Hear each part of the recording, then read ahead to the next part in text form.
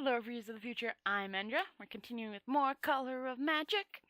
Last time they rescued Hearn, but went up straight instead of going forward. So air was being lost because it was going really thin, and Twoflower passed out. Yay! I'm gonna jump right into this because I did leave it on a cliffhanger for you guys. Okay. What's happening to the air? Muttered Rincewind. Blue lights appeared in front of his eyes. Irk! Said Twoflower, and passed out. The dragon vanished. For a few seconds, the three men continued upward, Twoflower and the wizards presenting an odd picture as they sat one in front of the other, with their legs astride something that wasn't there. Then what passed for gravity on the disc recovered from the surprise, and claimed them. At that moment, Liza's dragon flashed by, and Hearn landed heavily across its neck. Liza leaned over and kissed him. This detail was lost to Rincewind as he dropped away, with his arm still clasped around Twoflower's waist. The disc was a little round map pinned against the sky. It didn't appear to be moving, but Rincewind knew that it was. The whole world was coming towards him like a giant custard pie. "Wake up!" he shouted above the roar of the wind. "Dragons! Think of dragons!" There was a flurry of wings as they plummeted through the host of pursuing creatures, which fell away and up. Dragons screamed and wheeled across the sky. No answer came from Twoflower. Rincewind's robes whipped around him, but he did not wake. Dragons, thought Rincewind in a panic. He tried to concentrate his mind, tried to envision a really lifelike dragon. If he can do it, he thought, then so can I. If he can do it, he thought, then so can I. But nothing happened. The disc was bigger now, a cloud-swirling circle rising gently underneath them. Rincewind tried again, screwing up his eyes and straining every nerve in his body. A dragon, his imagination, a somewhat battered and overused organ, reached out for a dragon, any dragon. "It won't work," laughed a voice like the dull tones of a funeral bell. "You don't believe in them." Rincewind looked at the terrible mounted apparition grinning at him, and his mind bolted in terror. There was a brilliant flash. There was utter darkness. There was a soft floor under Rincewind's feet, a pink light around him, and the sudden shock. There was a soft floor under Rincewind's feet, a pink light around them, and the sudden shocked cries of many people.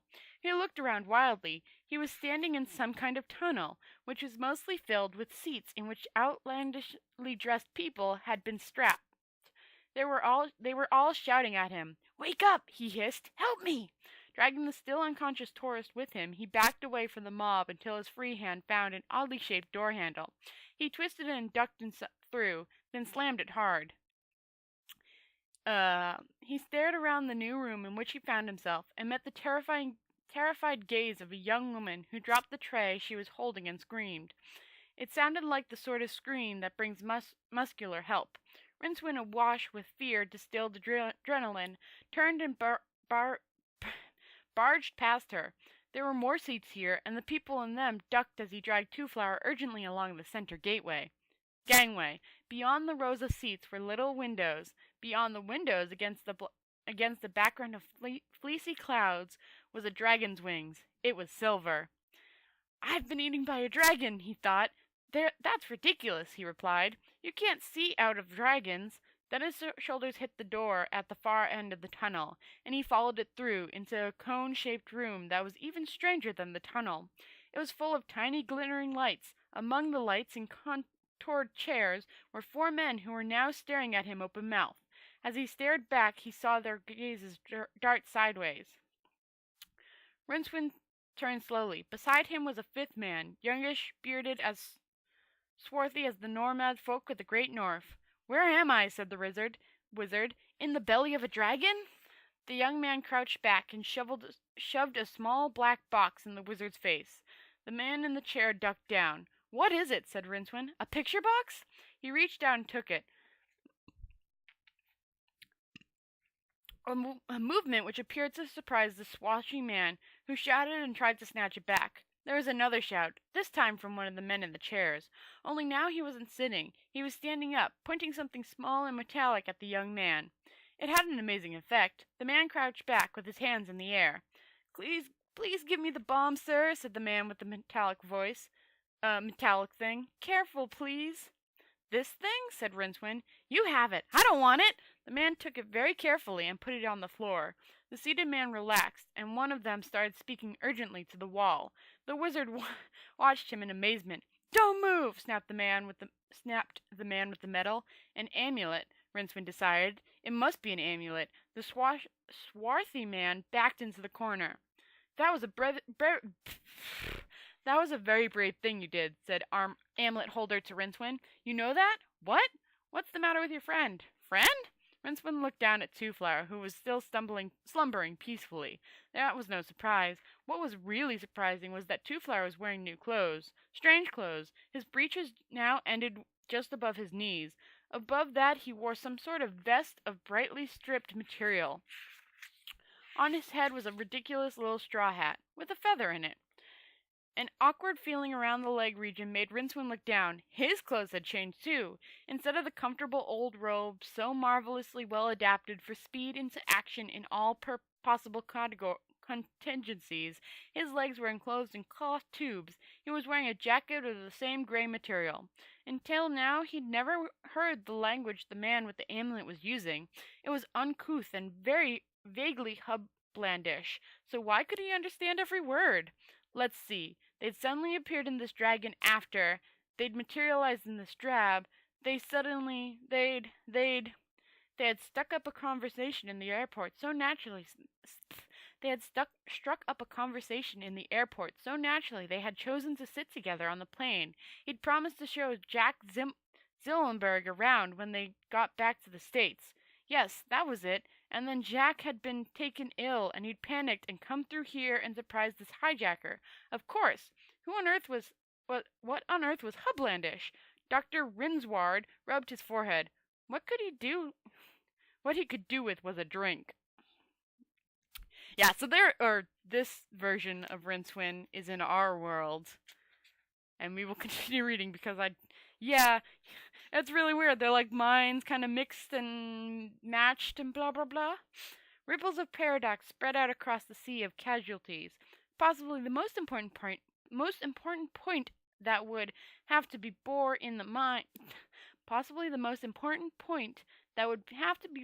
mind by anyone outside the sum totality of the multiverse was that although the wizard and the tourist had indeed only recently appeared in an aircraft in mid-air, they had also at once and the same time been riding on that airplane in the normal course of things.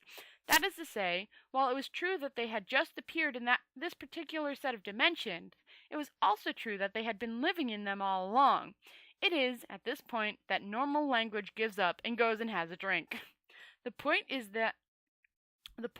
that several quadrillion atoms had just materialized. However, they had not. See below.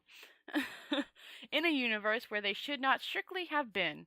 The usual upshot of this sort of thing is a vast explosion, but since universes are fairly resilient things, this particular universe had saved itself by instantaneously unraveling its space-time continuum back to a point where the surplus atoms could safely be accommodated, and then rapidly rewinding back to that circle of firelight which, for want of a better term, its inhabitants were wont to call the president. Unravel the space-time continuum back to the point and then rapidly rewind back to that circle of firelight which, for want of a better term, its inhabitants were wont to call the president. Alright, I don't get that line. This had, of course, changed history. There had been a few less wars, a few extra dinosaurs, and so on. But on the whole, the episode passed remarkably quickly. Outside of this particular universe, however, the repercussions of the sudden double take bounced to and fro across the face of the sum of things, bending whole dimensions and sinking galaxies without a trace. All this was, however, totally lost on Dr. Rincewind, 33, a bachelor, born in Sweden, raised in New Jersey, and a specialist in the back-away oxidine phenomena of coarse nuclear reactors. Anyways, he probably would not have believed any of it. Zweibolin still seemed to be unconscious. The stewardess, who had helped Rincewind to his seat to to the helped him to his seat so the applause of the rest of the passengers was bending over him anxiously. "We've radio ahead," she told Rincewind. "There'll be an ambulance waiting where we land. It says on the passenger list that you're a doctor?" "I don't know what's wrong with him," said said Rincewind hurriedly. "It might be a different matter if he were a Mogulnox reactor, of course. Is it a shock of some kind? I've never—" Her sentence terminated in a tremendous crash from the rear of the plane. Several passengers screamed. A sudden gale of air swept every loose magazine and newspaper into a screaming whirlwind that twisted madly down the aisle. Something else was coming up the aisle. Something big and oblong and wooden and brass-bound. Sorry. Gotta start that sentence over again, because I like this paragraph now. Her sentence terminated in a tremendous crash from the rear of the plane. Several passengers screamed. A sudden gale of air swept every loose magazine and newspaper into a screaming whirlwind that twisted madly down the aisle. Something else was coming up the aisle. Something big and oblong and wooden and brass-bound. It had hundreds of legs. If it was what it seemed, a walking chest of the kind that appeared in pirate stories brimful of ill-gotten gold and jewels, then what would have been its lids suddenly gapped open? There were no jewels, but there were lots of big square teeth, white as sycamore, and a pulsing tongue, red as mahogany. An ancient suitcase was coming to eat him.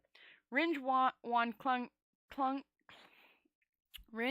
clutched at the unconscious Zimbois man for what little comfort there was, and gibbled. He wished fervently that he was somewhere else.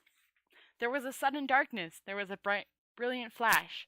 The sudden departure of several quadrillion atoms from a universe that had no right to be in any. The sudden departure of several quadrillion atoms from a universe that they had no right to be in anyways, caused a wild imbalance in the harmony of the sum totality, which it tried frantically to retrieve, wiping out a number of sub-realities in the process. Huge surges of raw magic boiled uncontrolled around the very fountains of the multiverse itself, welling up through every crevice into hitherto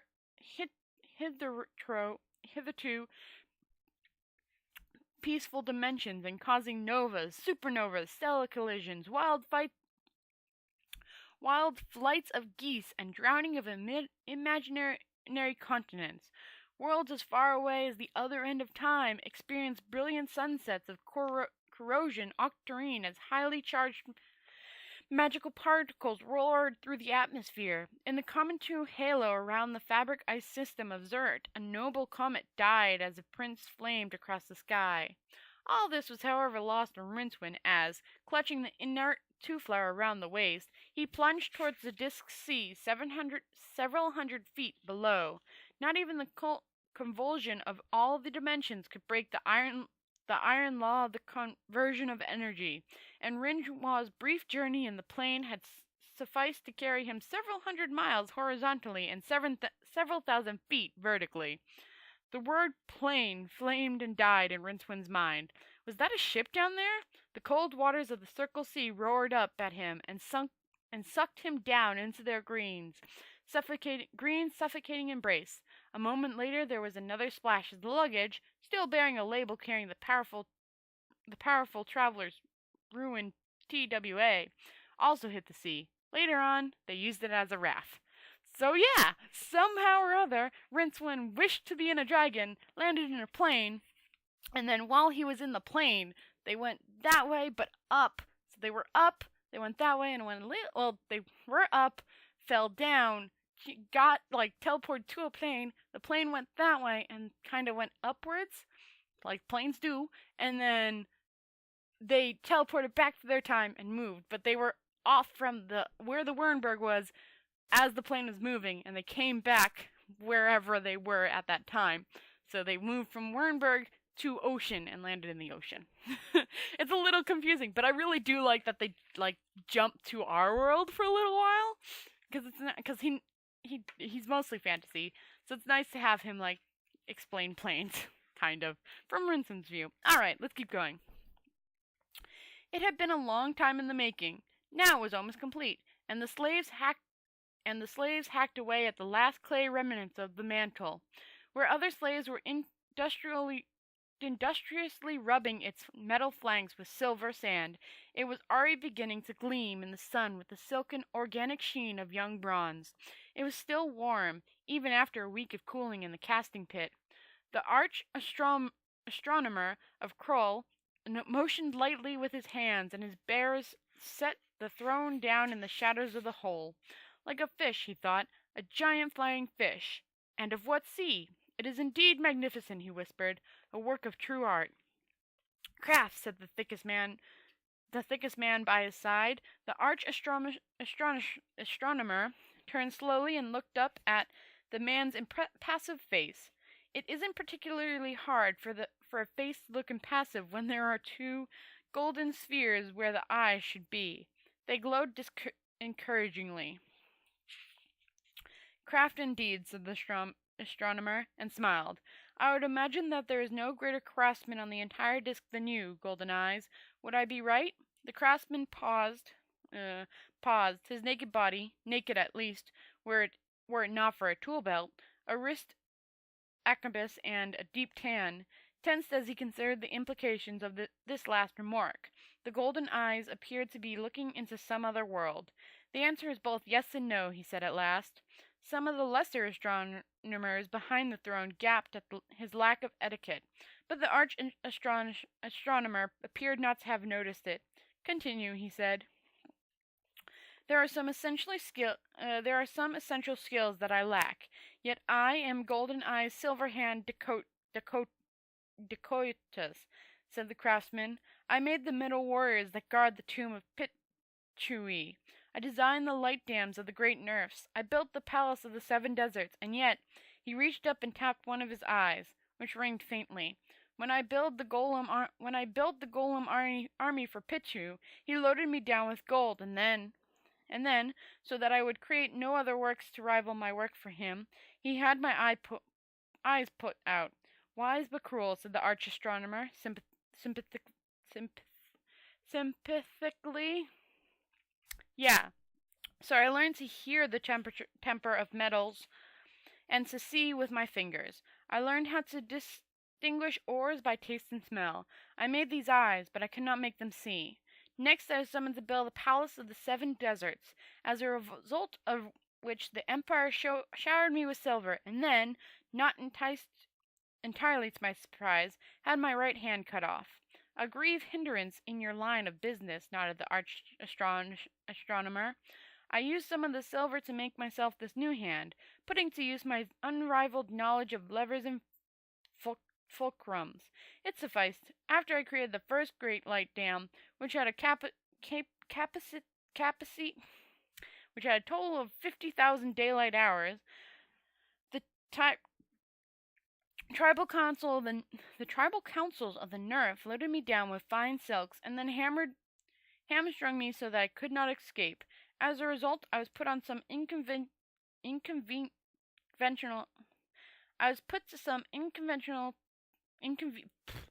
As a result, I was put to some inconvenience to use the silk and some bamboo to build a flying machine from which I could launch myself from the topmost turrets of my prison. Bringing you by various divisions to Kroll, said the arch astronomer, and one cannot help feeling that some alternative occupation, lettuce farming say, would offer somewhat less of a risk of being put to death by installments. Why do you persist in it? Golden-eyed Dakota shrugged. I'm good at it, he said.